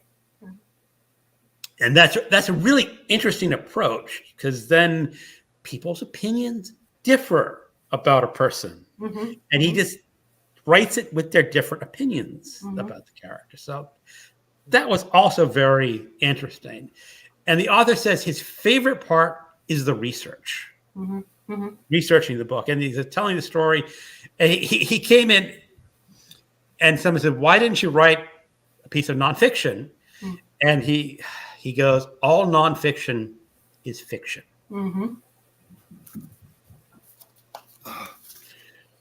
True. If you remember, from our philosophy classes, that's what some of the and it's true because you were writing your opinion of someone else's opinion. It's always filtered. Whatever we see, it's always filtered by us, by each of us. He wrote it as fiction. And I just thought it was a very good use of experimental writing. It's just like, and it reads nothing like a modern. Yes, that's what I was going to say. That's a different style that I would perhaps enjoy reading. It's not like these stories about nothing, as I say. well, the thing is, you read that, and parts of it are really tough because he will talk about very advanced mathematics. Okay. Because this guy associated with some of the best mathematicians and physicists of last century. So they'll talk. He will cover some very advanced mathematical topics. And going like, okay, that's way above my pay grade. But it's interesting to hear about it and learn about it and put it in the back of your brain. So that's one piece of modern fiction that I really loved. But as I agree, it's like most modern novels are very self-indulgent, semi-auto fiction. I don't like. I read the ones are nowadays that I can read. They all have a little bit of either they are crime stories, or they are a bit of science fiction, or they are a bit of this or a bit of that. I remember that I read a book that Tom from Tom LA Books talked about. Tommaso. and now I don't remember the name of the book, but it was a story that I liked how it was told. It was about a guy that I think that he died every day or something like that, and then he would live again until a certain time. I don't know. Wait a second. Are you talking about the 15 Lives of Harry August or something like that? No. It was. Oh, I will find the title and. Oh! Wait a second. Yeah, there's a mystery story again where a character is trying to solve a mystery and they die every day, and the next day starts over again. This was. I don't remember. I funny how I remember how the story was told, but I don't remember the fulcrum of the story. This one I read, but no, I think that the one you're thinking about is the 7.5 Lives of Someone, which I read. 7.5 Lives of, okay, yeah, that's a different. Yes, that one I read too, and yes, the person who's trying to solve dies every day, and so, but that, which was interesting too. This one is a different one, but it's also a good story, and those stories will have a kind of I like, some people don't like. I enjoy those stories that are kind of a tapestry that you have to understand the story, where the narrative is not continuous, and you jump around a little bit, and I like that. Well, that brings me to the second, or my question is, are you going to join us for Faulkner in August? Of course I am. Yeah. Talk I about jumping around. This year I also joined. I missed last year because I forgot it was August. I know. One of the things is since I had an accident in 2020, as you may know, I don't know, and I slipped on the road walking slowly, and I almost flew, and I broke my head, my elbow, my ankle, all bad things. Five operations since then, and so I think that I became more forgetful, with all those things. And so I completely forgot August when you read. I don't know what you read. Last year we did the Snopes trilogy. Oh, that was the one I missed. Yes. No, wait a second. No, Absalom. No, that was the year before. We did Absalom. No, that was this year. Yes. Absalom, I read that one with you, but it was the year before. So not last August, the August before of 20. The Snopes trilogy. Yeah. I didn't read that one. I enjoyed that. I'm going. For example, one of the books I loved, but I really loved, is this one, As I Lay Dying. I loved that book. I read it with Una some 2 or 3 years ago, before we read the other one in August, and that's a great book for me. I really like that style of book. Yeah, I've read it before, but it was like the 80s. So I'm really looking forward to getting back into the reading. It's a story so well told, because the way it is, I like the type of. I think it's a very humorous novel too, until the end. Mm-hmm. Where it has a bit of everything. But the way it's told, I think it's genius. And I remember that you mentioned that there is a chapter. I'm sorry, it's not a spoiler. There is a chapter where one sentence. My mother is a fish. Yes, I remember. 19. So funny. I remember that. But it's so well told. I like it is stories.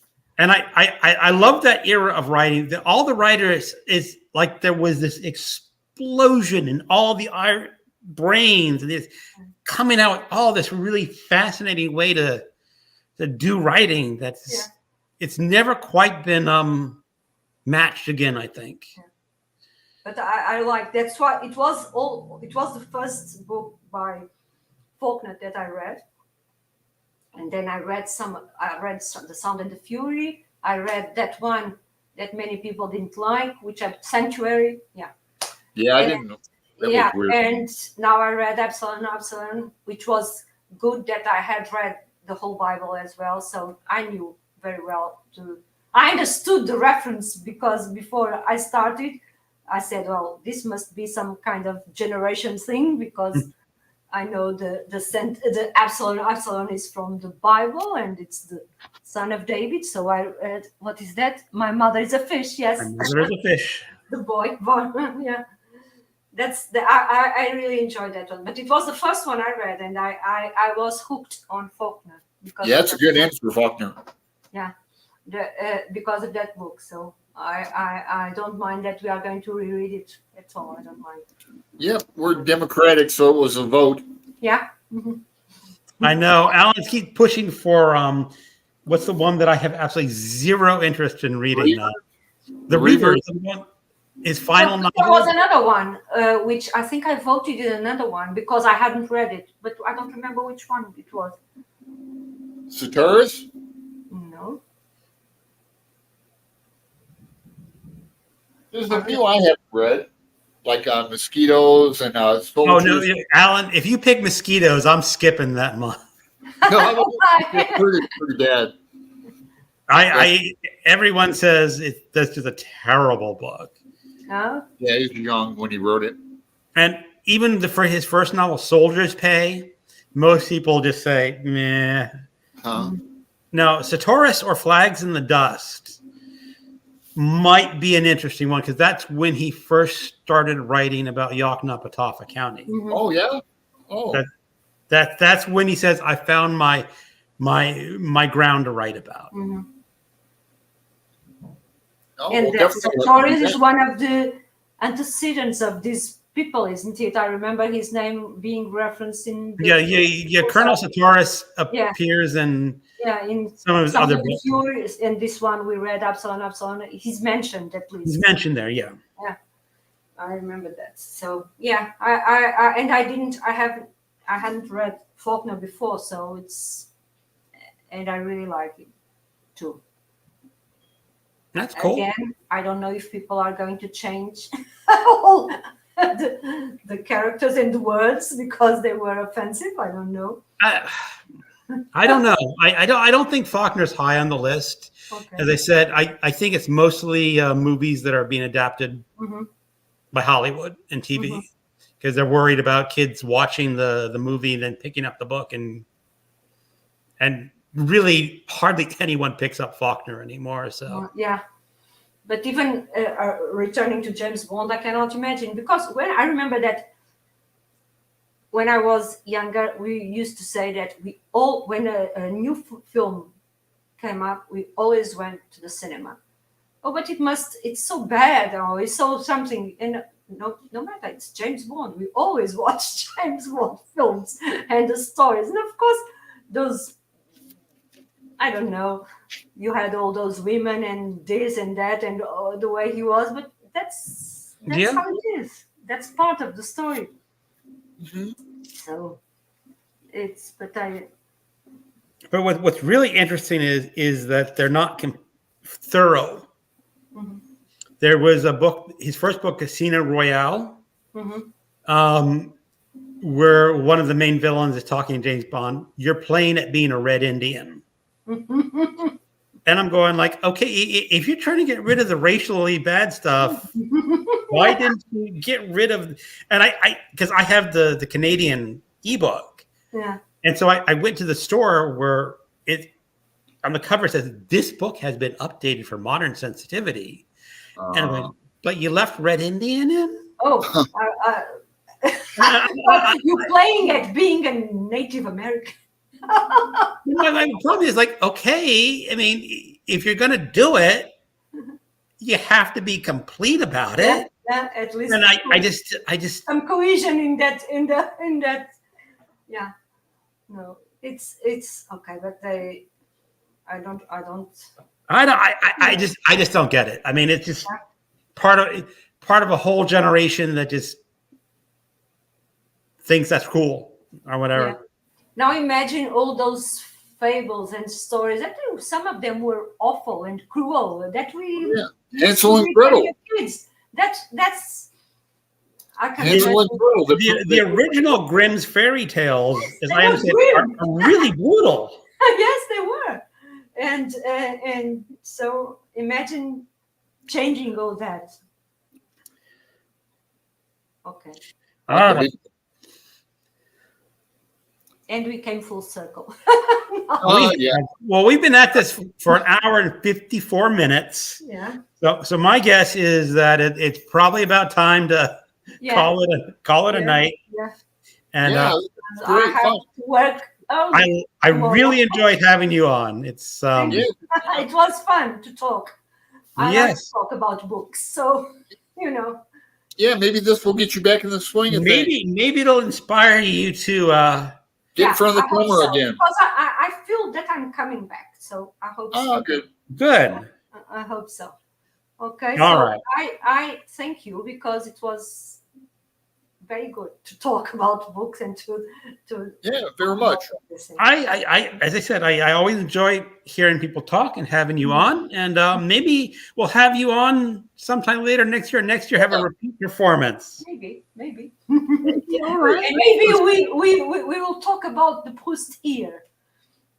And we will convince Alan to participate in the Proust year. The year of reading Proust. Yes. Maybe. Oh yeah, 2025. I'll do it. We'll have to put out feelers to. I mean, it's too early to start in 2020. I mean, you can't drop that bomb on someone a month before, but 2025, the year of reading Proust. Yeah. I wonder who would join in with us. Mm-hmm. Maybe we can put out some feeler videos and say who's excited, who would run away and not see watch anything. But all right, that sounds great.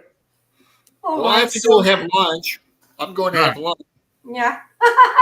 I'm going to bed because it's all right. Well, okay. I got to go up and my wife came by from her card game to talk to her and see what she's up to. Well, everyone. Bye-bye. Thank you so much for watching, and catch you at another time. Bye. Bye.